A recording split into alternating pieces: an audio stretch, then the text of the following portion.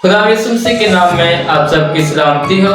जी मेरे प्यारे अजीजों, जब हम खुदा के कलाम का मुताला करते हैं तो बाइबल मुकद्दस में से हमें ये बात देखने को और सीखने को मिलती है कि बाइबल मुकद्दस बयान करती है इस चीज़ को कि इस दुनिया में जितने भी इंसान रहते हैं, कोई भी इंसान अपने कामों के बायस ना ही शरीयत पर अमल करने के बायस रास्तबाज ठहर सकता है।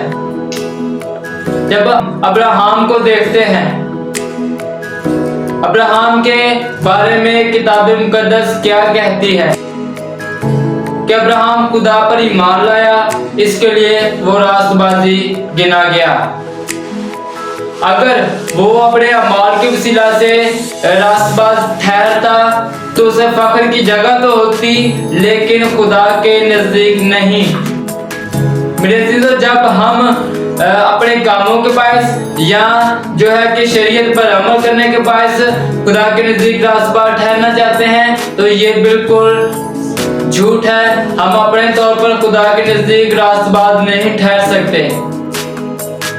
अगर रास्तबाज ठहरना चाहते हैं तो हमें यीशु मसीह पर क्या लाना होगा? ईमान।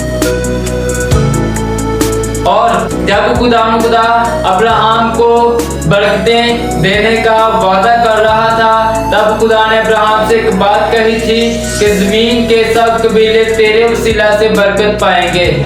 अब इसका क्या मतलब है? इसका मतलब ये है कि जिस तरह कि तू मुझ पर ईमान लाकर रास्तबाज ठहरा है, इसी तरह मैं दूसरे लोगों को जो मुझ पर ईमान लाएंगे, मेरे बेटे पर ईमान लाएंगे, उनको मैं रास्तबाज ठहराऊंगा।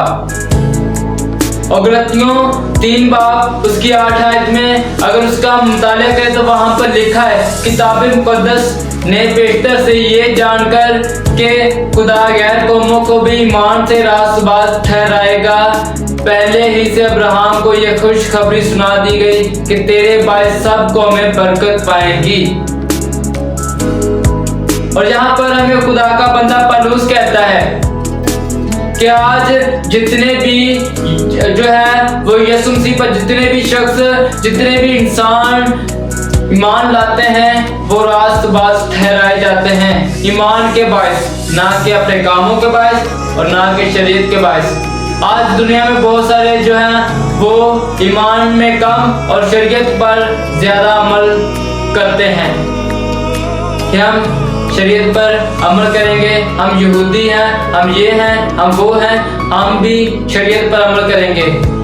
लेकिन मैं अजीजों में बताना चाहता हूँ, किताब मुकद्दस ये कहती है कि तुम अपने अमाल या दूसरे कामों के जरिए से खुदा के नजदीक रास्तबाज नहीं ठहर सकते।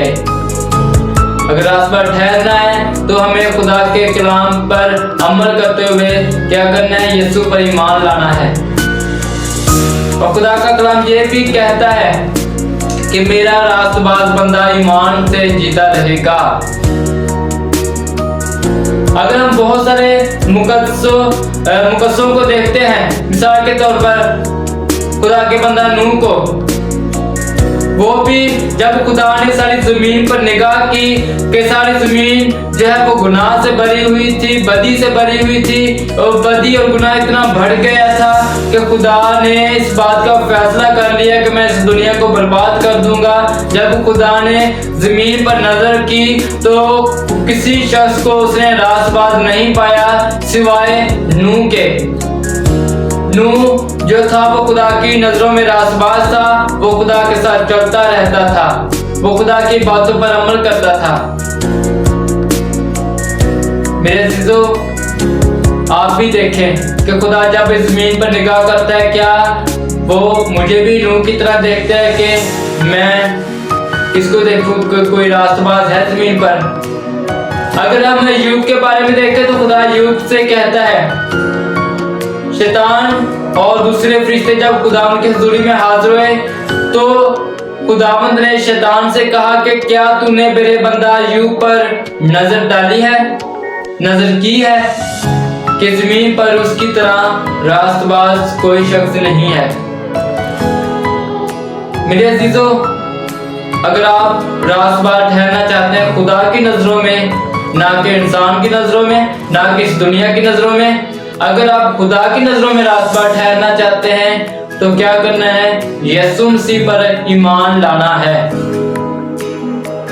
यीशु मसीह के अलावा कोई भी शख्स जो है वो रास्तबाज नहीं ठहरा सकता हमें। ना कोई नबी, ना कोई और, सिवाय यीशु के और कोई नहीं जो के हमें रास्तबाज ठहराए। और मत्ती के इंजील में लिखा है कि रास्तबाज खुदा की बादशाही में आफताब की मानित चमकेंगे, जिसके कान हो वो सुन ले। अगर आप रास्तबाज ठहर कर खुदा की हजूरी में, उसके बादशाही में आफताब की मानित चमकना चाहते हैं, उसके कलाम को सुने, उसकी बातों पर अमल करें और अपना ईमान जो है वो यीशु मसीह पर रखें। और कलाम मुकद्दस में लिखा है कि ईमान सुनने से पैदा होता है और सुनना मसीह के कलाम से। तो खुदावंद आपके इन चंद बातों के वसीला से बरकत दे। मैं आपको बताना चाहता हूँ कि रास्तबाज सिर्फ यीशु मसीह ही हमें ठहरा सकता है, उसके अलावा कोई शख्स हमें रास्तबाज नहीं ठहरा सकता। तो खुदावंद आपको बरकत दे। जय मसीह की।